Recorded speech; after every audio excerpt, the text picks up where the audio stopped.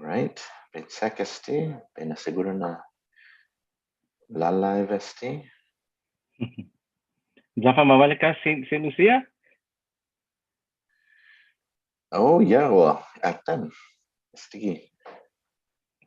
Wow. Estigi, it's a St. Lucia gitateco. Bonito. Oh, wow. Kaleng Bonito pareo maganda. zen like luta. Mas kaleng Zen pareo luta. zen. Oh, let's get. All right. Matsotsoy live stream. Here we go. All right. Buenas. Zen half a day. Todos hamzu buena hudzum.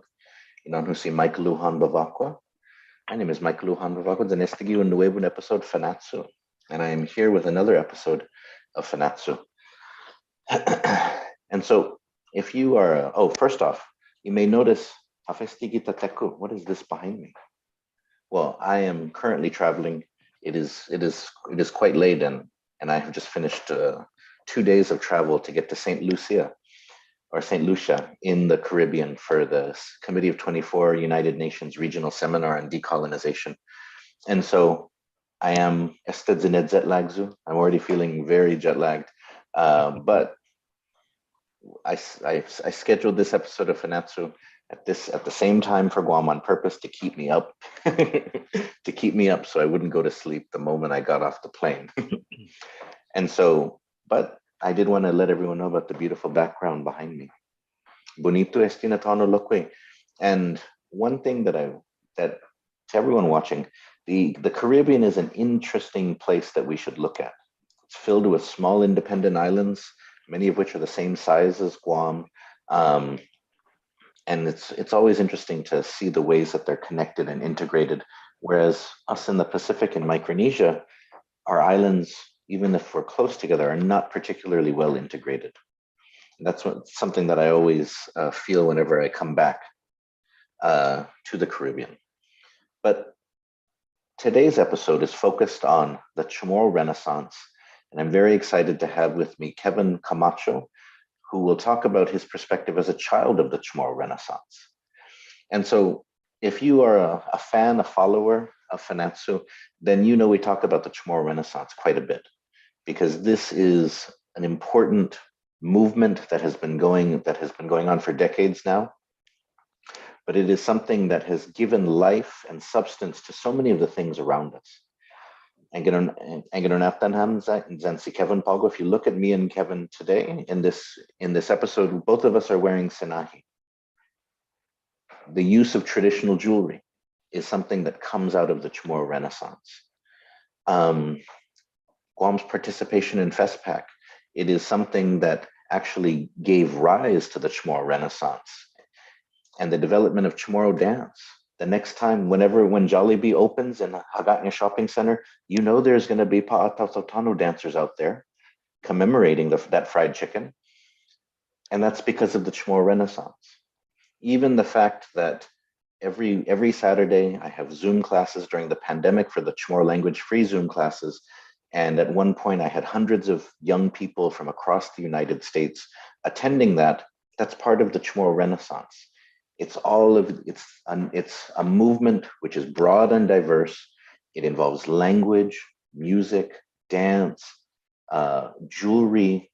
It even goes into politics, the rights of the Chamorro people, but it is this movement of empowerment for Chamorros, making Chamorros feel pride in their culture today, but also their culture in the past, their connection to the past.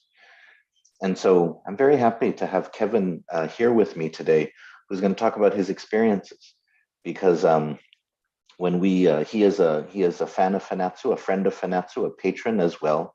And both of us went to the University of Guam, and both of us were around cultural conversations. And so I'm very eager for him to share some of that. You'll see that he is here in the picture. Man, he looks pretty badass with that Belam Batudzen. I feel like there's that Desperado El Mariachi. No, I want to see like a Chamorro dude go down with a Belam Batudzen, fuck shit up. But I'm not. But actually, you could probably be a snob. You could be the Belam Batudzen player. But anyways, dispensa. And so I'm excited to hear from him today. Sidus Masitatlu, Kevin, for joining. Put forward, go ahead and introduce yourself, and then let us know why is it that you have sort of framed your presence here today as being a child of the Chamorro Renaissance or growing up in the Chamorro Renaissance. All right, half a day, todo tanto manialu, panelas manenao ni mabisisita, winning online, wasi Kevin Camacho, Tauto Kanyada Barigada Zitlo Pabugagi, Zibwini Giza Houston, Texas. Quatro Famagonhu, Massacre Zizanuna, Zona Palawan Giza, Tauto Ecuador. So, very happy to be here. Thank you, Senor. Thank you, Dr. Bavako, for having me.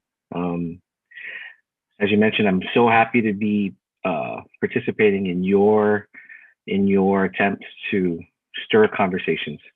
And that's what really, being so far from home, these types of venues allow me to stay current and to see what's happening locally from you and your colleagues, and also the people, and also what's happening with Chamorros across the world. I love that component. So I'm happy to support you in your academic and social political pursuits in this respect to really have that conversation. I feel like it's these conversations that make us not only interested, but really engage us in cultural preservation, in being cultural practitioners, I think. So yeah. Hagomas. Hugo Fagredesi Finatomolo. And let's see. So yeah, so I've been away from the island. I left the island for graduate school, and I never came home because my life kind of took a turn and started out here. And professionally, I was a teacher back home right after graduating UOG, and loved every minute of it. And I miss the classroom. I love all my colleagues that still teach, and I come from a family of teachers, my grandmother, my mother, my sister, so I'm very happy to be, to start professionally in that way. Then I went to law school, and I started working with the state court of Florida in the family courts. And then I moved to Houston, and then I got into immigration, which interestingly enough, really even cultivated my interest and got me more interested in who we are as Chamorros today. And that's kind of my journey since, UOG, as you mentioned. I remember seeing you in UOG, this kind of quiet guy in the back, just studying, always in the library, kind of like, I say, I think that, I actually remember seeing you late at night sometimes, just kind of, yeah, we lived at UOG, right? I mean, that was our second home. And I was there a lot. Again. And so one thing that always interested me, though, is that when I was there, when I started at UOG, I wasn't into cultural stuff at all when I first started. And then I took Guam history with Vince Diaz, and that got me more interested. And then in my last year at UOG, I decided to take Chamorro language with Peter Onodera, and that changed my perspective completely. And I know that you've worked with Peter Onodera in a number of different ways. And so, but you were somebody that I knew of as being, whereas I felt like I was just kind of coming into the cultural conversations, and I was like a very new, Shamauli face in those conversations. You were always referenced as somebody who was rooted, who was already kind of connected and part of them. And so tell us what you mean by this sort of growing up in the Chamorro cultural renaissance. How did you get started sort of on this journey? I'm so fortunate, I'm so blessed, and just a lot of it didn't even have to do with me, but just my upbringing. My mom, I mentioned to you earlier, I came from a family of educators, and my mom was and is my first teacher, and then she was my principal. And then something happened in 1990. I said, 1991, and changed my life. And, she got together with a bunch of, and this is when Tamuning Elementary School was just, an old building already, 20 plus years, I think, old, or I don't know how old. And Chamorro language was right there on site in Tamuning. And all the Chamorro language teachers of all the island met there. That was their kind of central HQ, headquarters. And then she got the idea. I don't know who or how, but she was the director of a group called Mamis Corazon, which means sweetheart, right? Corazon comes from the Spanish heart, but we also use it. And Mamis is from our Chamorro, which is sweet. I know that's an Austronesian word because I think our brothers from Southeast Asia have a variation of the word Mamis. I'm not a linguist, but I'm pretty sure someone could confirm that with me. Anyways, she started with all like a cohort of these Chamorro language teachers who, by the way, are the ones that taught us the language in school. And some of them I knew because they were family. Some I knew because they were my teachers. David Lujan, may you rest in peace. Flo Estolas. Senora Rufina Mendiola was my first Chamorro teacher in first grade.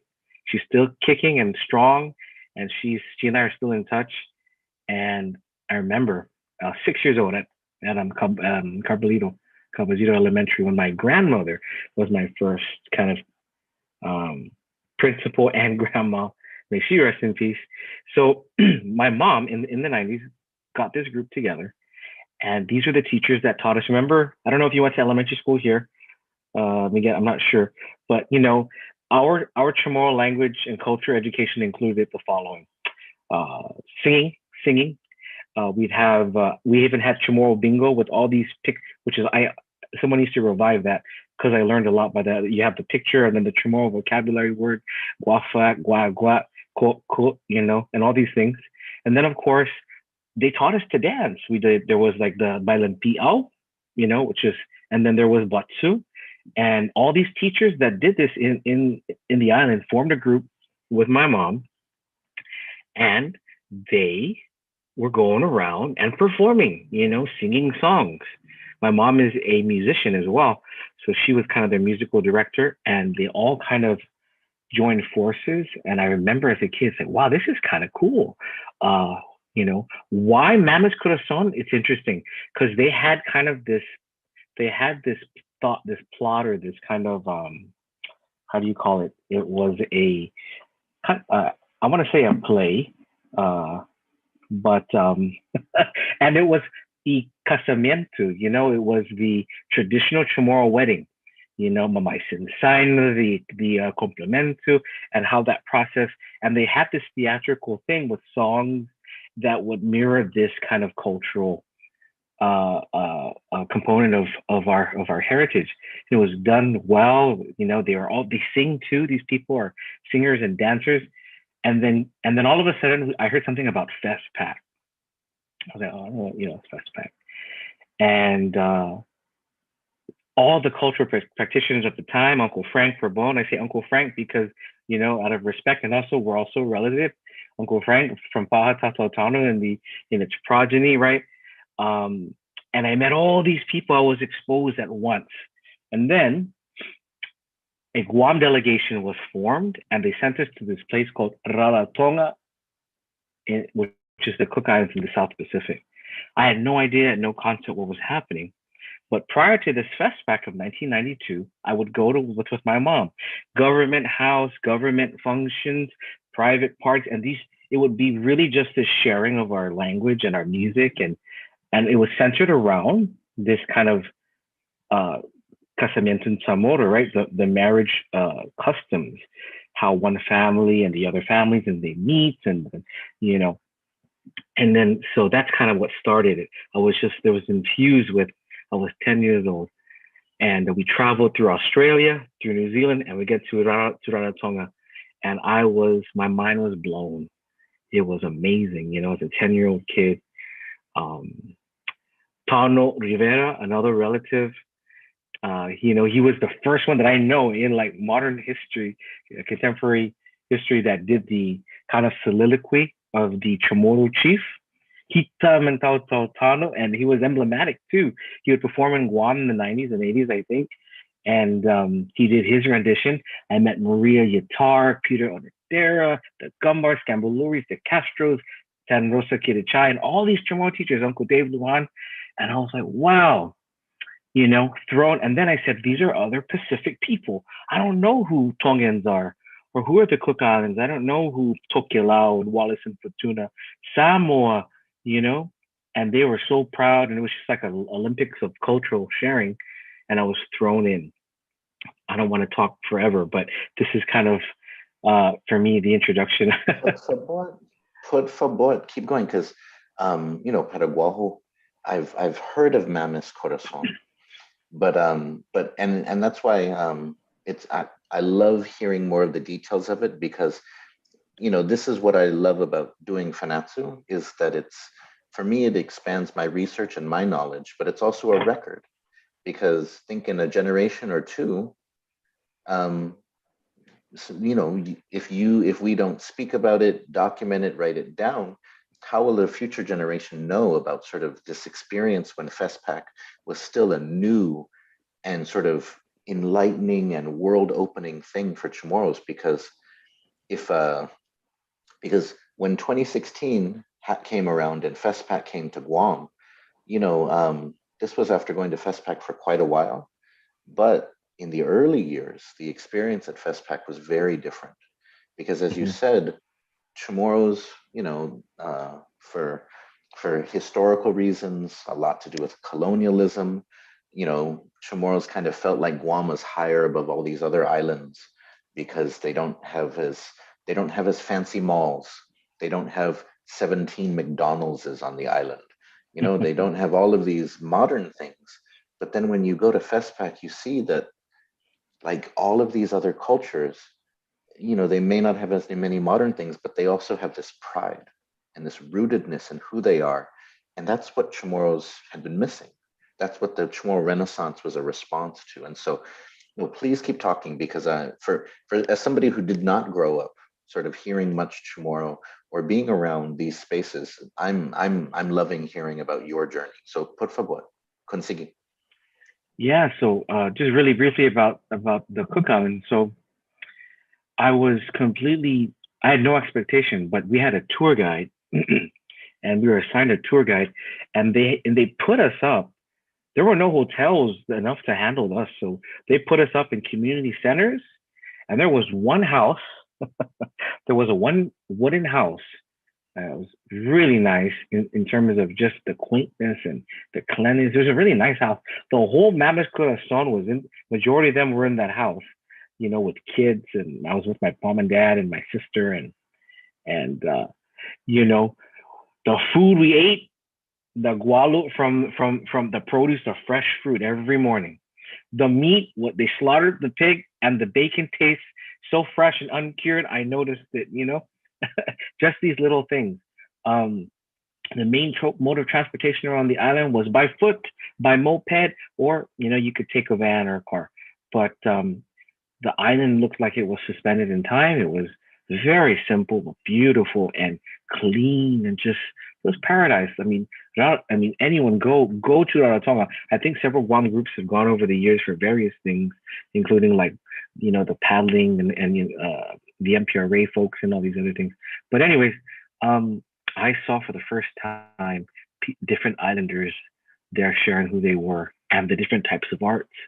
But what was almost just as amazing as seeing our brothers from French Polynesia, from Melanesia, from Papua New Guinea, from Vanuatu, from even the FSM.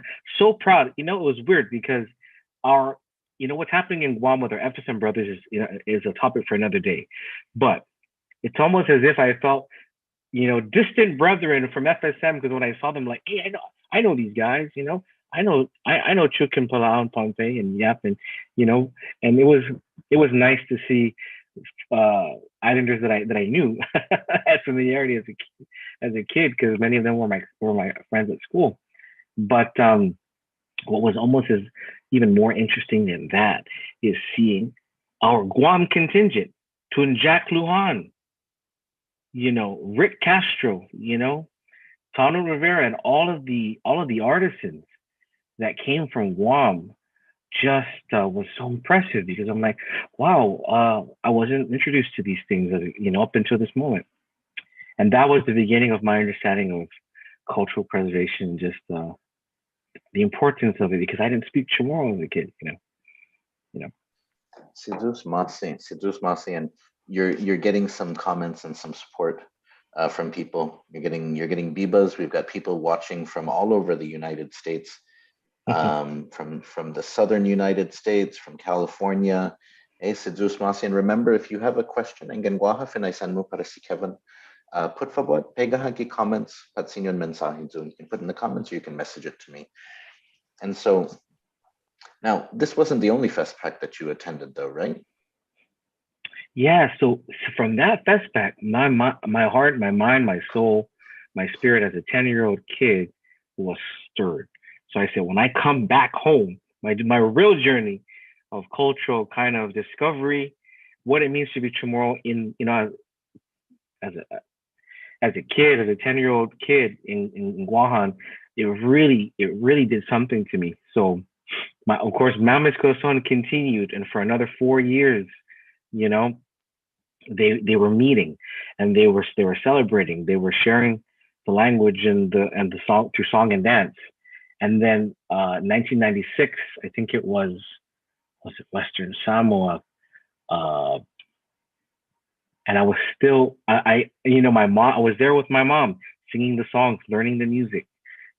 I also picked up the guitar. Then I met other dancers from our local groups. Grateful to Tom and Chris Conception, Paraiso, and the first generation dancers of Maga'taotao branched out and started having their own. Then to Santiago, I met him, he had his own. And all Bobby Meno and all of the first generation dancers from Uncle Frank. And then I was learning dance and learning the language.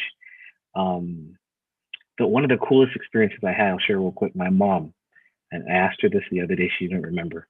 I said, do you remember what you did for me that just blew my mind? But you did, and it was just so cool.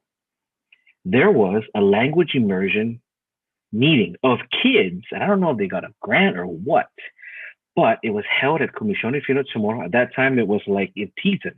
Now they moved to Tizan. And she said, hey, Kev, do you want to do a language class? I said, sure.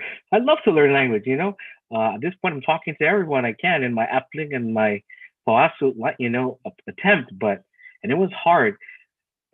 That's a conversation for another day, but, it was hard to communicate. I was so passionate that I was just speaking right or wrong.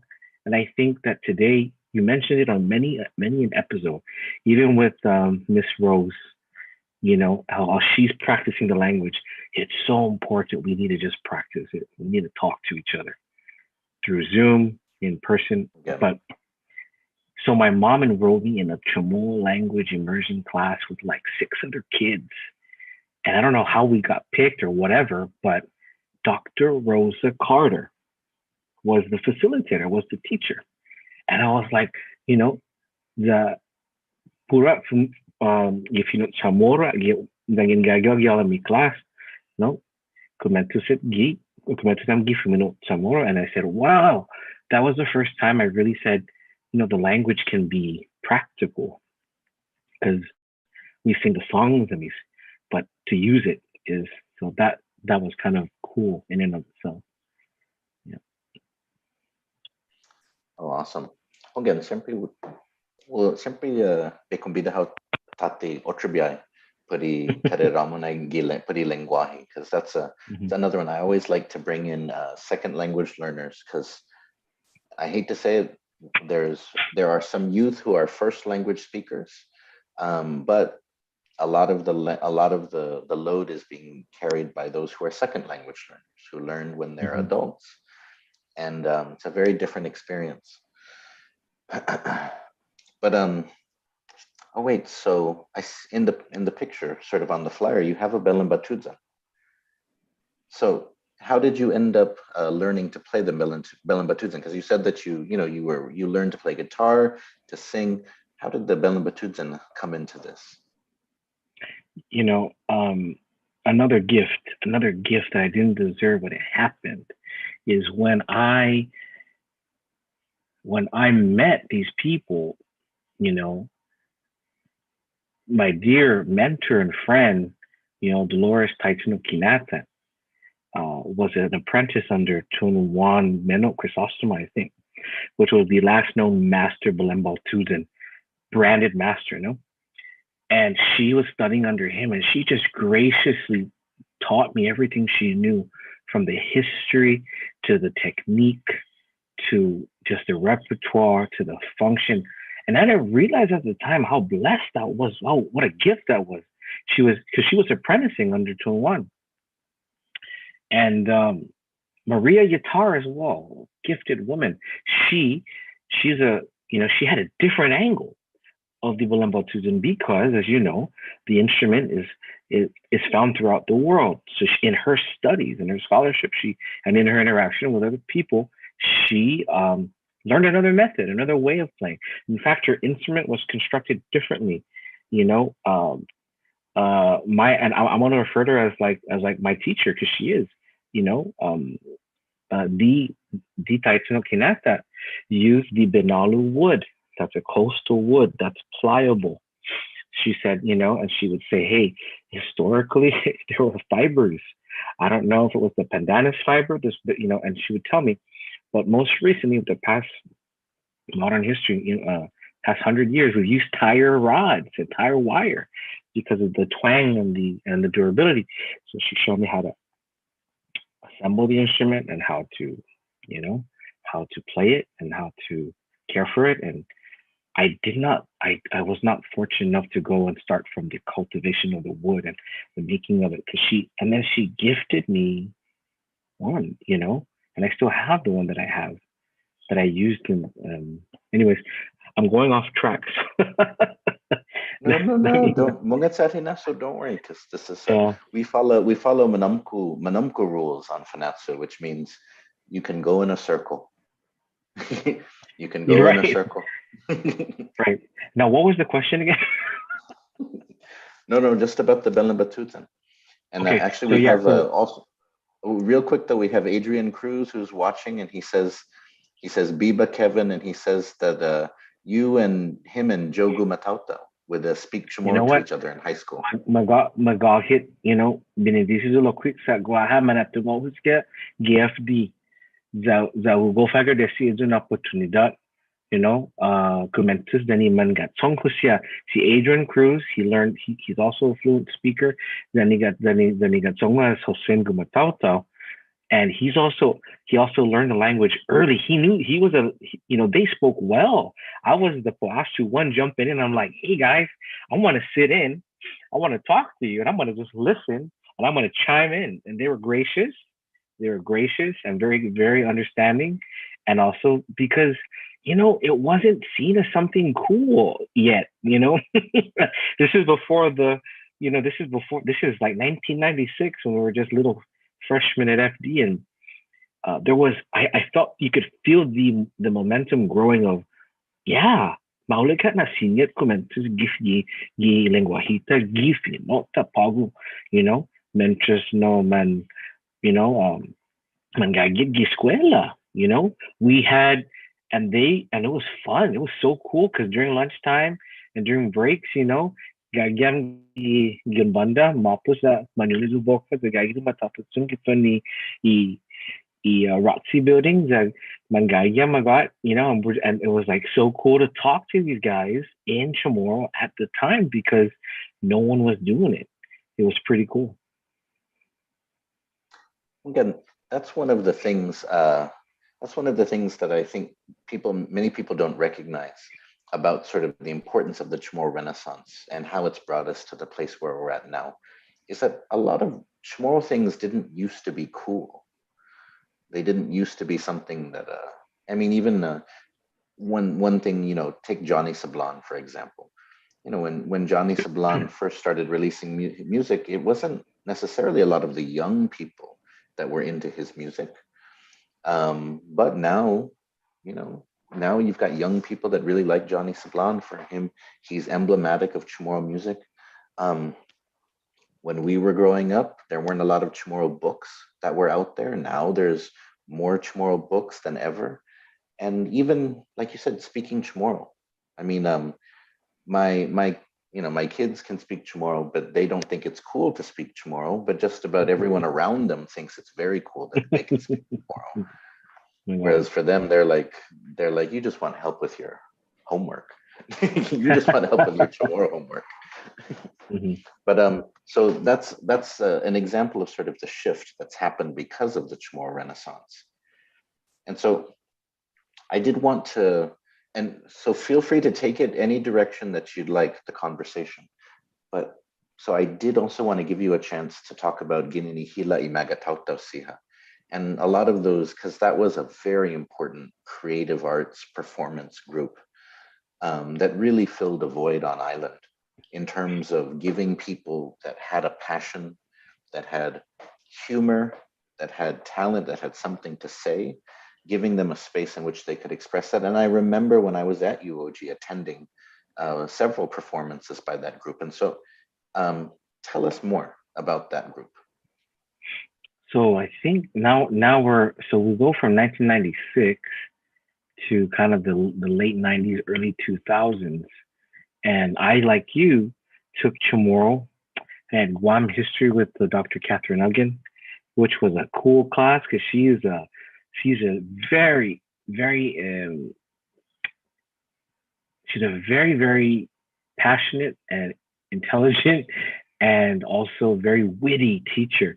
So, it was not like our traditional Guam history class.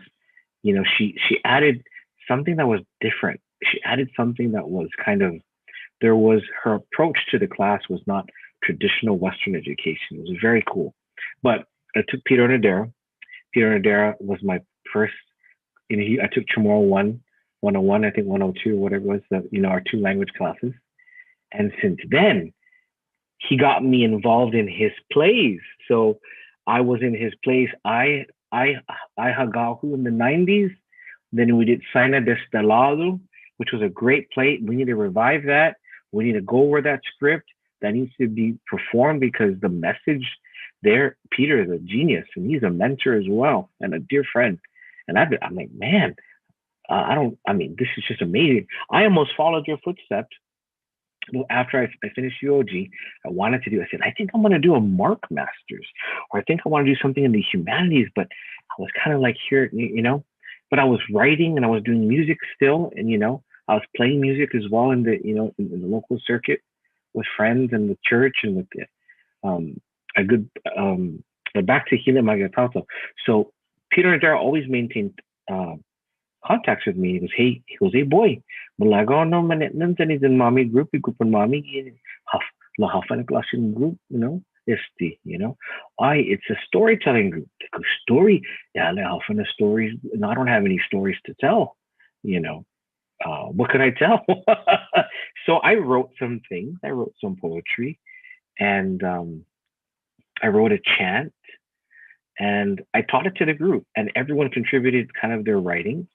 And it was awesome. It was great. And he goes, hey boy, you want to go to FESTPAC? I said, do I want to go to FESTPAC? Are you serious? Let's go to FESTPAC. Where are we going? Palau. Oh my gosh.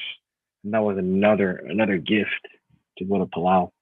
And we performed and we had venues. And then I was introduced to the idea of storytelling and this age-old custom of our peoples, not only in Guam, but of all of us here, storytelling and the importance of our stories and our thoughts and our perspectives and the medium and I'm still blown by the whole experience. It was beautiful.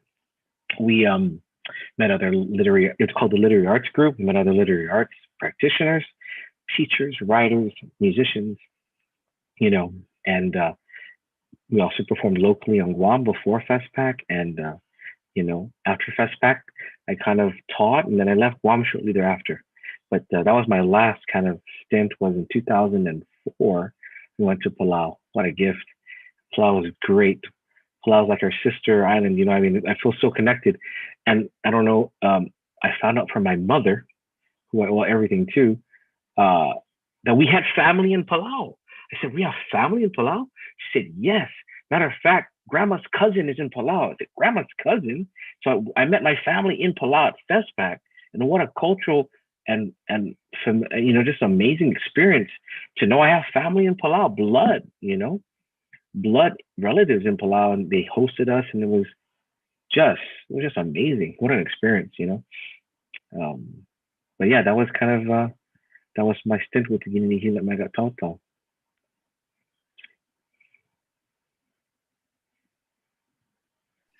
And so tell us a little bit about the pieces that you produced, though, because what I loved about Ginini Hila Maga'taotao was that it was something which was very adaptive.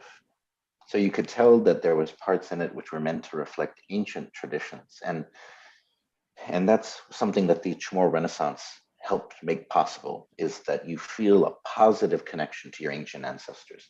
Because what colonization made Chamorros feel, at least publicly for the most part, was that you should be embarrassed of your ancient ancestors because they weren't Christian or they weren't civilized, they walked around naked, didn't wear clothes. And so what the Renaissance does is it makes it so you can feel that, no, they were strong, they were beautiful, they were brave, you can see them in a very positive way. But what I loved about Ginini Hila Maga'taotao is that it wasn't just about Chamorro in an ancient sense, then that's a lot of the cultural dance groups which focused on Chamorro in the past. What Ginini Hila did is it also had commentary on things that were happening in the island at that point. There was stories, songs, but there was also jokes, and they would mix English in too, as well as Chamorro. So it spoke to the Chamorros of today in a way that, for me, who was, close beginning my journey into sort of understanding more about who I was as a Chamorro, I found it to be very accessible and exciting because, if you didn't grow up on the ranch, if you didn't grow speaking Chamorro, then sometimes you might feel like, what kind of Chamorro am I? Hafna class in Chamorro, ti mismo Chamorro, ti magahin na Chamorro. But I love that Ginini Hila had Chamorro in a very diverse way, and a fun and humorous way too. I loved listening to funny stories that people would tell. And so, can you tell me what were some of the things that you made for it? So I remember my personal contributions included a chant, and I wrote a chant called Ikaten Isaina, the Cry of Our Menomonee, the cry of our forebears. And I wrote a chant from the perspective of what they're saying, to what they would say to us today if they saw us today. And and I also, so that chant, I wish I could share with you. I don't have it now, but that chant was basically, the Manaina saying, the sign is saying, "Sungun mo na fumagonhu," fight, don't give up, pick your head up, and I can share that with you on some other occasion. Another piece I wrote was just poetry reflecting on the absolute desecration of our island from environmental waste, the environmental destruction, the environmental desecration of our waters, of our lands. The idea of a landfill was the most disgusting and invasive thing, and I just felt like, so I wrote a poem about that. I also wrote about the poem. I also wrote about the cultural erosion, of our people, of how as Chamorros we're becoming more American, and how we lost the sense of the sacred. We lost the sense of the familial. We lost the sense of the respeto, to respect the other, to respect our elders, to respect ourselves too, And also I wrote about these. I wish I could share with you some of my pieces, but I'll look for them. But this is my contribution to the group. Very little, but everyone else shared. And the thing that was beautiful and that's awesome about Ginini Hila is it's a storytelling group that tells stories. But what they talk about is issues that are current, issues that are controversial. The medium itself allows it to express that message in a funny way. It also is there was an impactful way, very, very somber way, very emotional way, very And it talked about, like you said, who is the Chamorro? Who is the Chamorro? And who was the Chamorro? And who is the Chamorro today? Because the idea of me being Chamorro today is an ongoing thing. This cultural dynamic of who is, who are the Chamorro today, and who are we, and how can I manifest? How can I continue to grow as a Chamorro today, and not be ashamed that it's okay if I don't know the language as well as I want to. It's okay if I don't know the history as well as I want to. But today today now is the moment to be Chamorro, to be happy, to be proud of that rich gift of our heritage. So yeah, so this is kind of the beauty of the Ginen Hila, is through song, through chant, through story, through monologues, through soliloquy, through written pieces, through poetry. We talked about all these things. It was so cool. And I encourage everybody to, anyways, I wanted to share that at the end, but that everyone has a story. Everyone that lives on Guam has a story. They can't say, I don't have a story, Talk about your story of living in Tomon in like a condo on sacred ground in Gizatonghong, the history, as you learn what Tomon represents, what happened there over the past 300-400 years. And I'm living in a condo in Tomon. Tell about your story, How does that make you feel? That's beautiful stuff right there, Talk about how you're living in Ladera Tower and you're overlooking the East Coast, and what do you see every day, when you look out Ladera Tower, So everyone has something valuable to give. Peter was great, and I was blessed to be there. Yeah.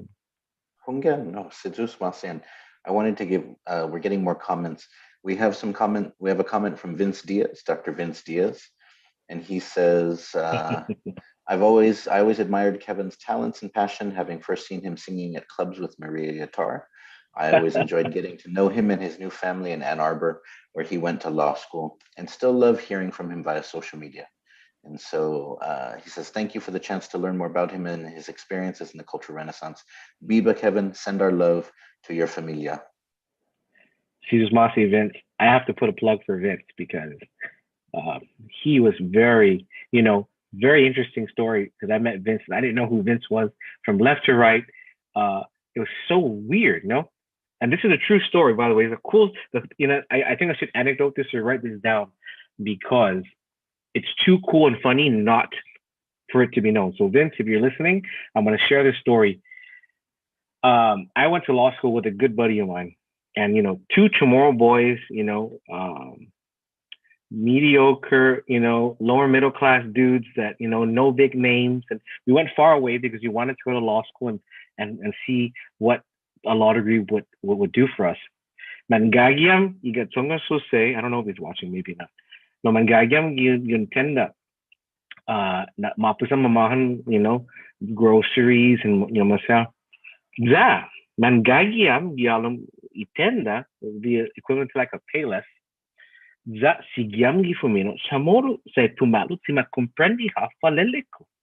So we would joke around, we would talk freely. Za di pomalu tima comprendi ha faleleco.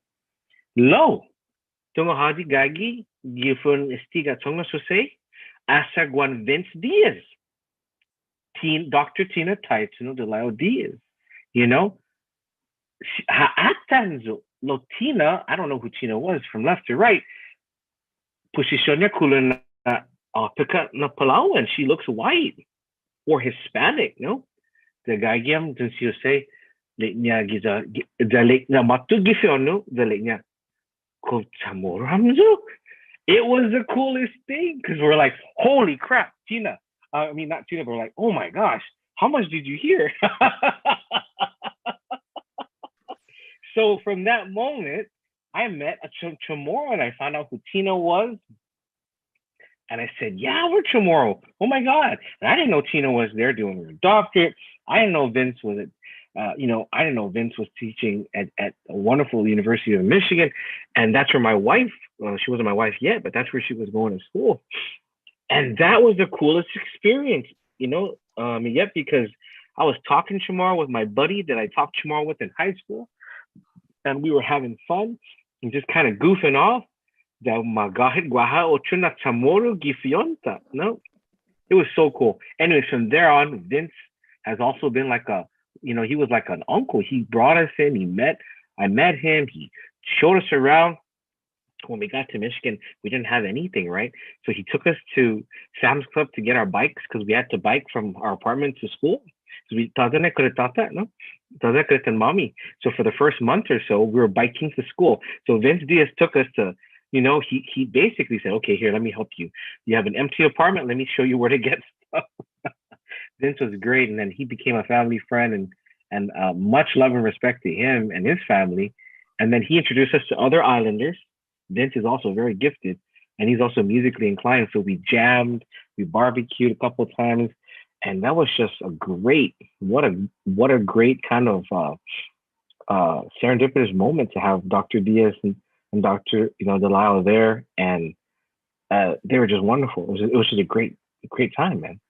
Oh, people. And but so that was a little story. It was the coolest thing, No, Sejus Mase, and I do want to give a congratulations to Dr. Tina because her book Placental Politics has been released. It's a very and before I left Island, she had several launches. One of them at the Guam Museum, and so congratulations to her on getting her book out.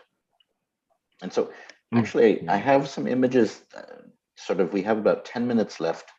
And I have some images here that you shared with me. And so, here we go. And so can you see them? Yes. Yes. And so this looks like Palau. It was Palau, and what a so rich tell us, and Sanganihan beautiful, por favor. Sanganihan por favor, Forestila Trotusia. Sure. If you guys see Raul, Bernadette Camacho, she was there just behind the scenes, just enjoying everything and just kind of seeing what her investment in me, as now a delegate for Wuhan for the 2004 FESTPAC to Palau, and that's of course one of the traditional, homes there, and she was there just kind of enjoying, just soaking up the experience. So she was there with my sister, and they were just supporting the Guam delegation and also participating in all the venues. Mm. So this is me and my mom and my sister at skinnier days,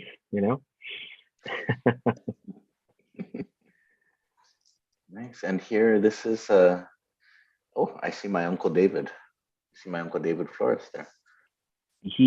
So what a gifted man. I was in the presence of talent and those gracious, funny, crazy, Kaduku people, intelligent, practitioners, and Dorian Castro in the far right, may she rest in peace.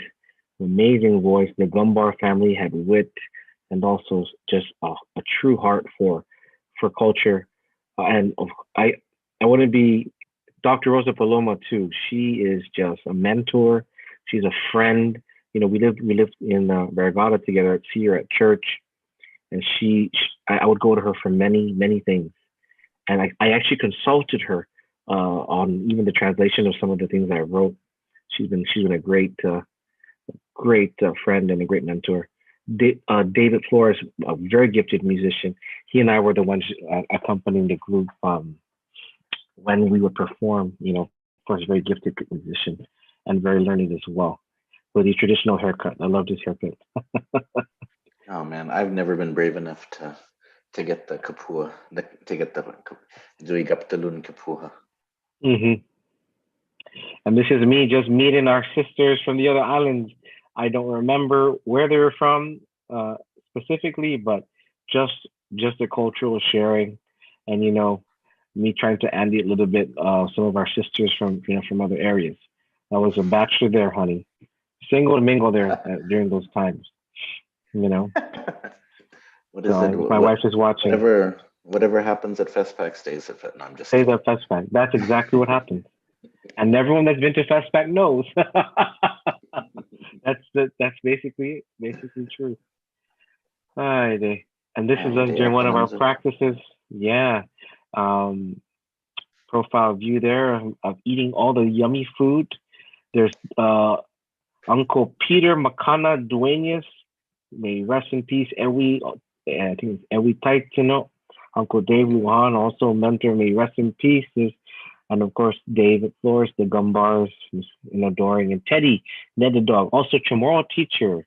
He's also educator there. He was also a very jovial guy, very funny guy. Mm. I day. I understand. Yeah. And then this is our family that that my mom was able to get their contact info. They welcomed us. There was something very spiritual and cultural about the visit with his family because they're culturally Palauans, but one of their patriarchs is a Chamorro guy that left Guahan 80, 60 years before then. He's long since deceased. I forget the name. I gotta get the right history, but they welcomed us as if they knew us since time immemorial. They fed us. They welcomed us in their home, and it was just a beautiful moment. I hope to go back one day. Mm. Yeah, and wonderful. I'm sitting next to the matriarch there, which is I forget her name, but just wonderful people. Yeah. No, thank you. It's been very inspiring to share to share in your reflections. And in the remaining time that we have, I wanted to give you a chance, though, to sort of talk about the future, sort of as somebody who sort of has lived through sort of these changes that have happened on the island, and also helped to initiate or support some of them, right? Participating, because I think Guam going to FESTPAC, unfortunately, the last time there was supposed to be a FESTPAC to Hawaii, there was some people in the media, some people in the legislature who tried to argue that FESTPAC isn't important or it's just a vacation. And it was very unfortunate sort of that they put that idea out there when FESTPAC is something so much deeper and so much more profound. And I think we've gotten a sense of that in your reflections today. But sort of looking to the future then, sort of as somebody who's been part of this movement, what thoughts do you have to share? I think the takeaway is, first and foremost, for all Chamorros, wherever you are, in Guahan, in the Marianas, anywhere, do anything and everything you can to cultivate who you are. And I have friends on social media, they have the Chamorro cooking channel, whether it be through food, whether it be through crafts, many people are gifted with their hands, with woodwork, with jewelry, whether it be through song. I think everyone needs to participate in whatever that means. And I was thinking about this because I knew you were going to ask, but like, I think, and I know everyone today in Guahan or anywhere that lives near a native language speaker, this is what I recommend. Get some sort of tape recorder, whether it be your iPhone, and record your conversations with your Menomonee, with your Zaina, and ask them, how was life like when you were my age? And ask them, how was life like whenever they can remember, as earlier, and document these things and write them down so that their stories can live on. If there's anything I learned from the Ginen Hila is our stories strike at the core of who we are. And even if it's the Lujan family story about so and so, that story should be passed on, and not only these first language learners, earliest memories of life in Guam, but also of their recollection of any stories that they received. We got to write this stuff down. We need to document and record and archive, because this is it. This is our, these stories about who our family is and who our ancestors are is just priceless. So that's one thing, one practical thing. Another thing is I admire the attempt language everywhere. I mean, I'm talking about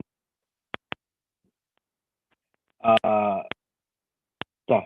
I mean, in often and as frequently as we can, and speak to family often as frequently as neighbors. A couple of days ago, I was talking to my uncle, and he was like, "Yeah, talk now you kind of at the time, and Rose spoke about it. She said, speaking to is considered backward and considered unpopular and just not necessary. How sad, right? How sad. And now I see all my friends. I see people like you teaching your kids the language. And Peter Sanchez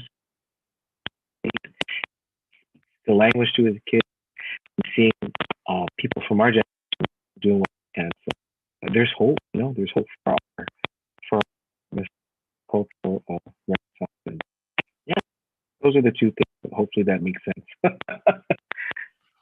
Hungen, Guy Sensiads and Guy Bali.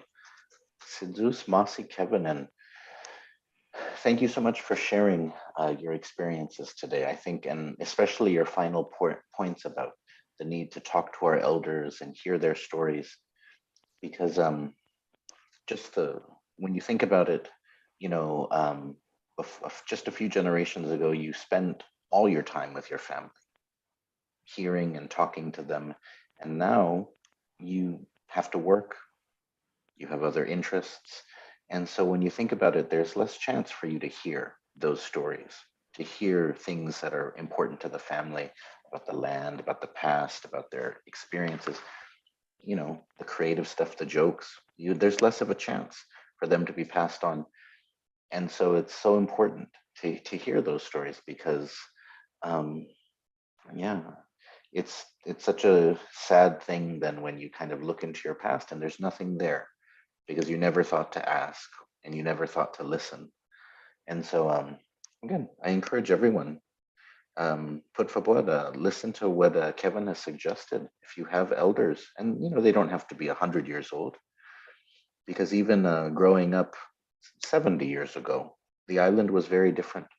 As one of the commentators, a Bunker Minnow was talking about Guam, very different in the 70s. It's very similar to a lot of the islands around us in the Pacific. And so, but do that. Always remember, this is always my mantra. If we aren't going to do it, then who is going to do it?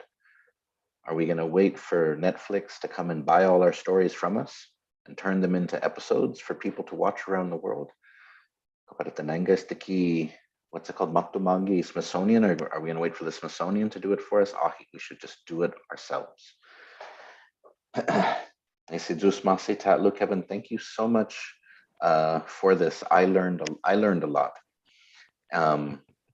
I learned a lot as well, and it was fun. It was good storytelling, good conversation, and some good lessons to pass on. Go agradeci champo mo pago and zeni ifinato mo gwini gifanatso. Masi, have to look. Keep up the great work, and what you do, what you're to do. I hope that we need to kind of expand and do more. Sedus Masi. Sedus Masi nu hamzo todos ni omegas and ume konguk estigi un otro episode fanatsu makpo. Adios.